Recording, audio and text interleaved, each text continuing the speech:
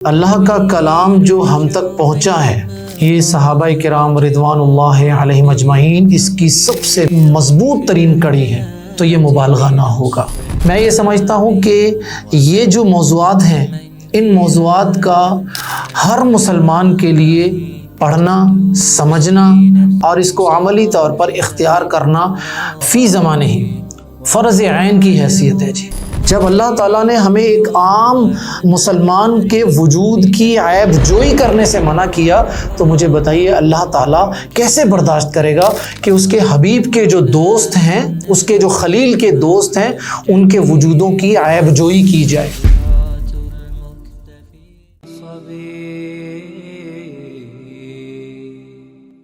السلام علیکم ورحمۃ اللہ وبرکاتہ۔ اعوذ باللہ من الشیطان الرجیم، بسم اللہ الرحمن الرحیم۔ قال تعالی فی کتابہ الکریم،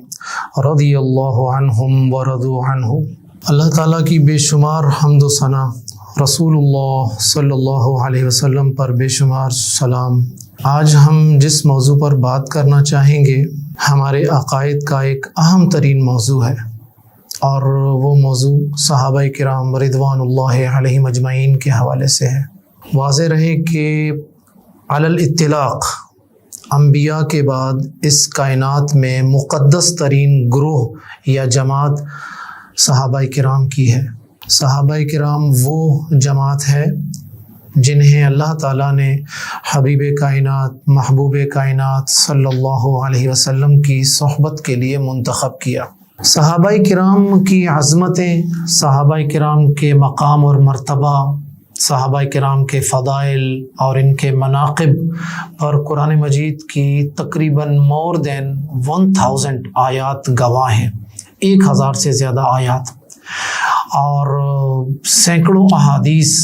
جو کہ صحابہ کرام کے مقام مرتبے پر دلالت کر رہی ہیں اور مختلف صحابہ کے فضائل پر ہیں۔ بلکہ اگر میں یوں کہوں کہ اللہ کا کلام جو ہم تک پہنچا ہے، یہ صحابہ کرام رضوان اللہ علیہم اجمعین اس کی سب سے مضبوط ترین کڑی ہے، تو یہ مبالغہ نہ ہوگا۔ قرآن جبریل علیہ السلام اللہ کے رسول صلی اللہ علیہ وسلم کے پاس لے کر آئے۔ اللہ کے رسول صلی اللہ علیہ وسلم نے یہ قرآن صحابہ کو دیا اور صحابہ نے پھر ہم تک پہنچایا۔ اسی طرح یہ جو کتب احادیث ہیں ہمارے پاس، کتب احادیث کی سب سے پہلی کڑی جو ہمارے اور رسول اللہ صلی اللہ علیہ وسلم کے درمیان، وہ صحابہ کرام ہی ہیں۔ ان تمام تر عظمتوں کے باوجود، رفعتوں کے باوجود، منزلت کے باوجود، بڑی تکلیف دہ کیفیت ہے کہ ہر دور میں کچھ ایسے خبث باطن کے حامل لوگ آتے رہے جنہوں نے صحابہ کرام پر کسی نہ کسی انداز میں طعن زنی والا عمل جاری رکھا۔ یا تو کسی معین صحابی پر وہ اعتراض کرتے ہیں، یا عمومی طور پر صحابہ پر طعن کرتے ہیں، صحابہ کے مابین اختلافات پر بات کرتے ہیں، ان اختلافات کو غیر فطری طور پر اچھالتے ہیں تاکہ اسلام کی عمارت کی جو بنیاد ہے صحابہ کرام رضوان اللہ علیہم اجمعین، اس کو منہدم کیا جا سکے۔ بات صاف سی ہے کہ اگر صحابہ کرام کو ہٹا دیا جائے تو مجھے بتائیں باقی اسلام میں باقی رہتا کیا ہے ہمارے پاس؟ جتنی باتیں اللہ کے نبی صلی اللہ علیہ وسلم نے بتائیں، بتانے والے کو ہی آپ مشکوک بنا دیں، شکوک اور شبہات کے دائرے میں لے آئیں، تو پھر ہر بات جو ہے وہ مشکوک ہو جاتی ہے۔ تو ان نظریات صحابہ کرام رضوان اللہ علیہم اجمعین کے حوالے سے، ان منفی نظریات کا، پروپیگنڈا کا مقابلہ اہل علم نے، علماء نے ہر دور میں کیا ہے۔ انہی علماء میں سب سے زیادہ بہترین جو نام ہمیں سر فہرست قداور ایک شخصیت نظر آتی ہے، وہ ہے شیخ الاسلام ابن تیمیہ رحمہ اللہ۔ میں سر دست شیخ الاسلام ابن تیمیہ رحمہ اللہ کی عمومی جہود پر بات نہیں کروں گا، وہ میرا موضوع نہیں، لیکن شیخ الاسلام ابن تیمیہ رحمہ اللہ نے عقائد کے حوالے سے جو تقریباً 12-13 کتابیں لکھی ہیں، ان 12-13 کتابوں میں ایک کتاب جو سب سے بہترین کہی جا سکتی ہے وہ ہے العقیدۃ الواسطیہ۔ عقیدہ واسطیہ بنیادی طور پر اللہ پر ایمان کے حوالے سے ہے، اللہ تعالیٰ کے خوبصورت اور پیارے ناموں کے حوالے سے ہے، اور صحابہ کے حوالے سے ہے، آخرت کے حوالے سے ہے، اور اسی طرح کے کچھ منہجی اور ایمانی موضوعات ہیں جو ہمیں ٹریک پر لے کر آتے ہیں، وہ ٹریک جو قرآن مجید نے اور جو حدیث رسول نے ہمیں دیا ہے۔ تو شیخ الاسلام ابن تیمیہ رحمہ اللہ کی یہ معروف کتاب جو کہ اہل علم بھی عامۃ الناس بھی جانتے ہیں العقیدۃ الواسطیہ کے نام سے، اسی کتاب کا ایک باب صحابہ کرام رضوان اللہ علیہم اجمعین کی عظمتوں کو اور رفعتوں کو منزلت کو بیان کرتا ہوا نہ صرف یہ بلکہ صحابہ کے حوالے سے بے شمار وہ شکوک اور شبہات جو روافض نے، خوارج نے، یا اگر میں معروف نام کو استعمال کرنا چاہوں نواصب نے، یا اعدائے اسلام نے، ملحدین نے، مستشرقین نے جتنے شکوک اور شبہات پھیلائے ہیں، ان شکوک اور شبہات کا مقابلہ کرنے کے لیے جو بنیادی اصول اور ضوابط شیخ الاسلام ابن تیمیہ رحمہ اللہ نے عقیدہ واسطیہ میں اس باب میں دیے ہیں، وہ اپنی مثال آپ ہیں۔ میں یہ سمجھتا ہوں کہ یہ جو موضوعات ہیں، ان موضوعات کا ہر مسلمان کے لیے پڑھنا، سمجھنا اور اس کو عملی طور پر اختیار کرنا فی زمانے ہی فرض عین کی حیثیت ہے جی، اس لیے کہ جس تیزی کے ساتھ ہمارے نوجوان اور ہمارے معاشرے میں موجود افراد، کوئی اٹھتا ہے تو سیدنا معاویہ پر گفتگو شروع کر دیتا ہے، ان کے فیصلوں پر اعتراض کرنا شروع کر دیتا ہے، ان کی شخصیت پر تبصرے کرتا ہے، کوئی اٹھتا ہے تو سیدنا علی رضی اللہ عنہ پر باتیں کرتا ہے، کوئی اٹھتا ہے تو سیدنا حسین پر باتیں کرتا ہے، کوئی سیدنا ابو موسیٰ الاشعری پر بات کرتا ہے، کوئی سیدنا عمرو بن العاص پر باتیں کرتا ہے، یعنی جس کا بلکہ یہاں تک کہ بر صغیر پاک و ہند کے ایک بڑے مشہور مفسر یا مترجم قرآن جن کا ترجمہ لاکھوں کی تعداد میں چھپ چکا ہے، انہوں نے تو سیدنا ابو بکر صدیق کے اوپر تبصرہ کرنے سے وہ باز نہیں آئے تھے۔ سیدنا ابو بکر صدیق پر تبصرے کیے، سیدنا عثمان غنی پر انہوں نے تبصرے کیے، سیدنا معاویہ پر اتنے خوفناک تبصرے کیے جس کو کوئی مسلمان جو ہے یوں سمجھے کہ نہ کر سکتا ہے نہ برداشت کر سکتا ہے۔ تو اس اعتبار سے میں یہ سمجھتا ہوں کہ ہمیں عقیدہ واسطیہ کا یہ باب نہ صرف پڑھنا چاہیے، سمجھنا چاہیے، بلکہ اس کو ہم اپنے حلقے میں اس کو نشر کریں، پھیلائیں، تاکہ زیادہ سے زیادہ لوگوں تک یہ قرآن مجید، بلکہ یہ کہنا چاہیے یہ قرآنی شخصیات، یہ جو قرآن مجید کی جو شخصیات ہیں جو اللہ تعالیٰ نے منتخب کی اپنے خلیل حبیب کائنات، محبوب کائنات صلی اللہ علیہ وسلم کی صحبت کے لیے، جن کے دلوں کو اللہ تعالیٰ نے پاک کر دیا تھا، اپنے نور سے بھر دیا تھا، کفر اور نافرمانی اور فسق اور فجور کسی قسم کے رائی برابر جذبات بھی ان کے دل میں نہیں رہنے دیے، رشد و ہدایت والے لوگ تھے یہ لوگ، تمام تر امتحانوں میں کامیاب ہو گئے، جن کے لیے اللہ تعالیٰ کی طرف سے مغفرت کی بشارتیں ہیں، ٹھیک ہے۔ ان شخصیات کے حوالے سے شیخ الاسلام ابن تیمیہ رحمہ اللہ اس باب کا آغاز اس طرح کرتے ہیں۔ آئیے ہم شیخ الاسلام ابن تیمیہ رحمہ اللہ نے یہ جو صحابہ کرام رضوان اللہ علیہم اجمعین کے حوالے سے جو ایک متن کی صورت میں کچھ اصول اور ضوابط بیان کیے ہیں، یہ بنیادی طور پر میں نے ان کو 16 موضوعات میں تقسیم کیا ہے۔ تو یہ 16 نکات کہہ لیں، 16 موضوعات کہہ لیں، اس پر ہم انشاءاللہ 1 by 1 بات کریں گے۔ آئیے آغاز کرتے ہیں۔ سب سے پہلا جو موضوع ہے اس کا نام ہم یہ رکھیں گے صحابہ کرام رضوان اللہ علیہم اجمعین کے حوالے سے دل و زبان کی حفاظت کی جائے۔ فرماتے ہیں وَمِنْ أُصُولِ أَهْلِ السُّنَّةِ وَالْجَمَاعَةِ سَلَامَةُ قُلُوبِهِمْ وَأَلْسِنَتِهِمْ لِأَصْحَابِ رسول اللہ صلی اللہ علیہ وسلم۔ اور اہل سنت و جماعت کے بنیادی اصولوں میں یہ بھی ہے کہ ان کے دل اور ان کی زبانیں رسول اللہ صلی اللہ علیہ وسلم کے صحابہ کے حوالے سے سلامت رہیں۔ یہ بنیادی اصول ہے، صحابہ کے حوالے سے کہ ہماری زبان اور ہمارا دل صحابہ کے حوالے سے سلامت رہے۔ سلامت رہنے سے کیا مراد ہے؟ دیکھیے، سلامت رہنے سے مراد یہ ہے کہ ہم ان کے بارے میں کوئی منفی تبصرہ نہ کریں، ہم ان سے محبت کریں، ان کا احترام کریں، ٹھیک ہے، ان سب کو عادل سمجھیں، یہ سمجھیں کہ اللہ ان سب سے راضی ہو چکا ہے اور وہ سب اللہ سے راضی ہو گئے ہیں، یہ سمجھیں کہ صحابہ کی تربیت اللہ کے نبی صلی اللہ علیہ وسلم نے کی تھی۔ تو دل اور زبان کا سلامت رہنا، ہم سب ویسے بھی جانتے ہیں کہ دین اسلام میں ایک مسلمان کی عزت، عفت اور عصمت کو قرآن نے کس قدر اہمیت دی ہے۔ سورۃ الحجرات کی جو آیات ہیں، یا ایھا الذین آمنوا لا یسخر قوم من قوم عسى ان یکونوا خیرا منہم، یہ آیات پڑھیے ذرا، چند آیات، اس میں 6 باتیں جن سے روکا گیا ہے کہ بھائی کوئی مسلمان کسی دوسرے مسلمان کا مذاق نہ اڑائے، کوئی ایک مسلمان کسی دوسرے مسلمان کے وجود میں خلقت، یعنی اس کی جسمانی اعتبار سے اس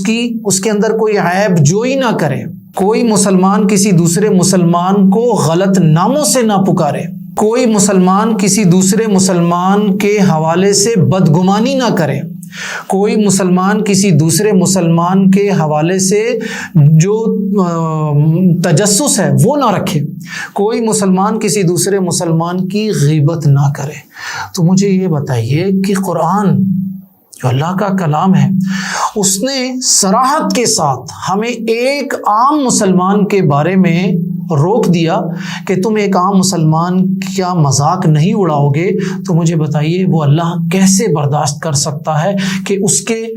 منتخب لوگوں کا مذاق اڑایا جائے؟ جب اللہ تعالیٰ نے ہمیں ایک عام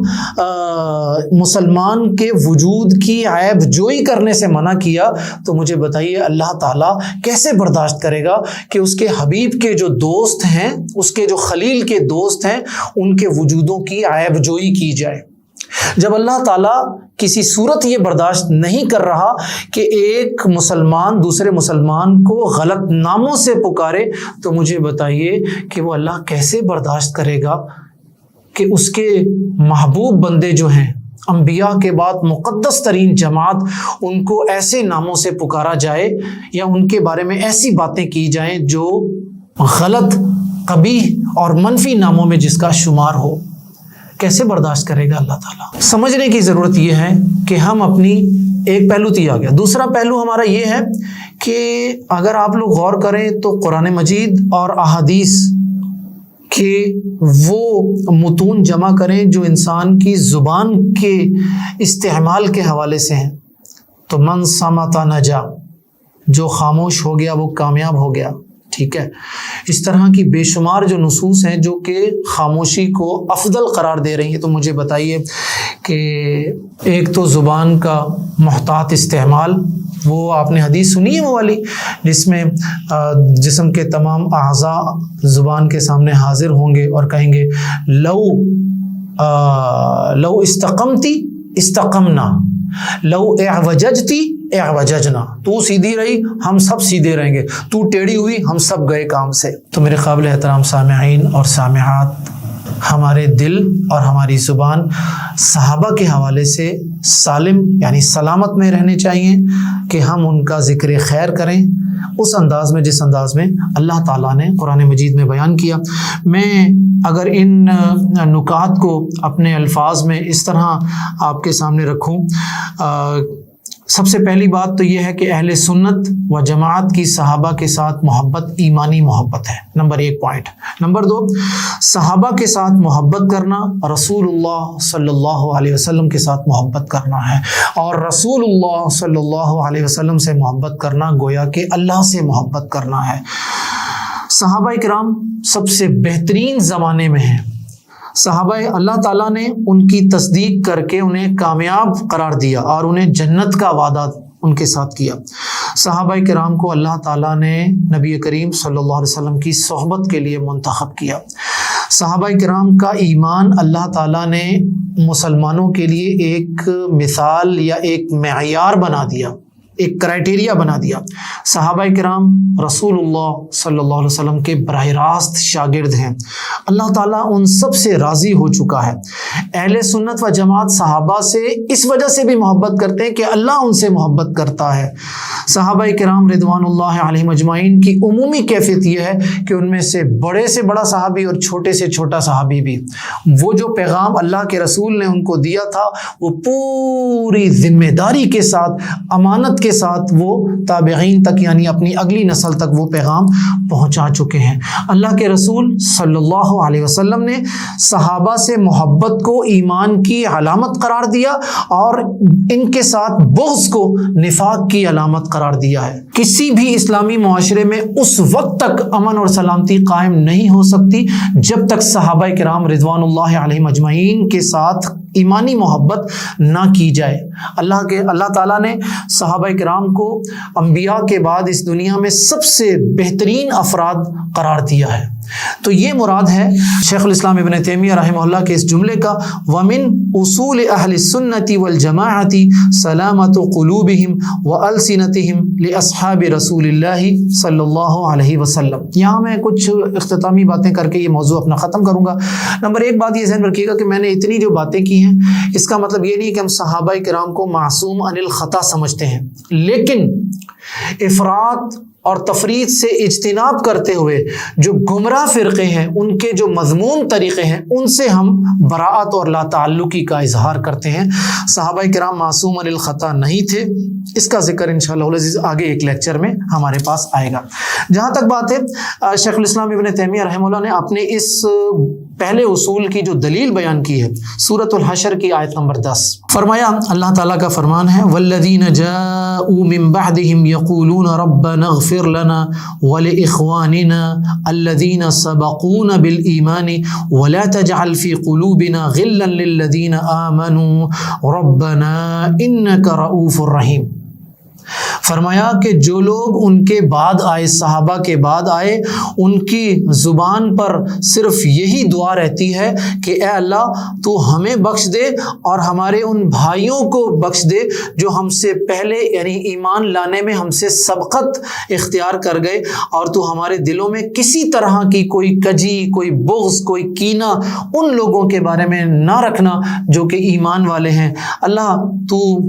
شفقت والا ہے، تو رحم والا ہے۔ سورۃ الحشر کی اس آیت کو شیخ الاسلام ابن تیمیہ رحمہ اللہ نے دلیل بنایا۔ یہ کیا ہے؟ اس میں دلیل محل شاہد کیا ہے ہمارا؟ دیکھیں وَلَا تَجْعَلْ فِي قُلُوبِنَا غِلًّا، یہ دلوں کو صاف اور پاک رکھنے کے حوالے سے کہا گیا کہ بھئی اللہ ہمارے دلوں میں ایمان والوں کے لیے کوئی کینہ، کوئی نفرت، کوئی بغض، کوئی حسد، کوئی ایسا منفی شیطانی خیال نہ رکھ۔ یہ ہو گیا کہ دلوں کو صاف رکھنا۔ زبان کو صاف رکھنے کے حوالے سے اس آیت کے بالکل شروع میں ربنا اغفر لنا ولاخواننا الذین سبقونا بالایمان، اس دعا کے نتیجے میں بتا دیا گیا کہ ہماری زبان کو بھی صاف رہنا چاہیے۔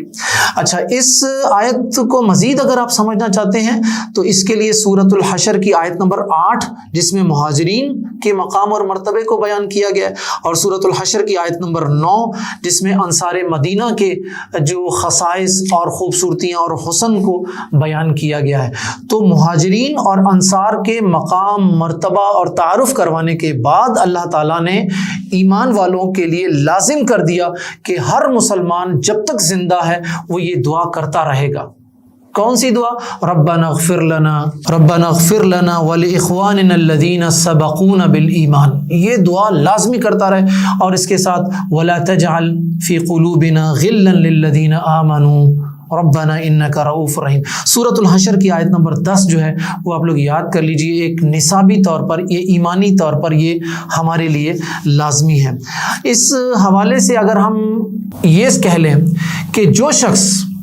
مہاجرین اور انصار مدینہ کے حوالے سے یہ دعا نہیں کرتا، جس کی سوچ یہ نہیں ہے، تو سمجھ لیجئے ان کے بارے میں سیدہ عائشہ رضی اللہ عنہا، ہماری ماں صدیقہ طاہرہ عفیفہ، ان کا میں ایک قول آپ کو بتا دیتا ہوں کہ جب سیدہ عائشہ سے صحابہ کرام اور رضوان اللہ علیہم اجمعین کو سب و شتم کرنے والے لوگوں کے بارے میں دریافت کیا گیا تو آپ نے فرمایا اس میں تعجب والی بات نہیں ہے، اصل بات یہ ہے کہ ان لوگوں کی وفات کی وجہ سے ان کے اعمال کا سلسلہ منقطع ہو گیا، تو اللہ نے چاہا کہ ان کی موت کے بعد بھی ان کے اجر کا سلسلہ جاری رکھے۔ تو یہ ہمارا پہلا موضوع، ہم اسی پر اکتفا کریں گے انشاءاللہ العزیز، پھر اگلے موضوع کے ساتھ دوبارہ حاضر ہوں گے۔ السلام علیکم۔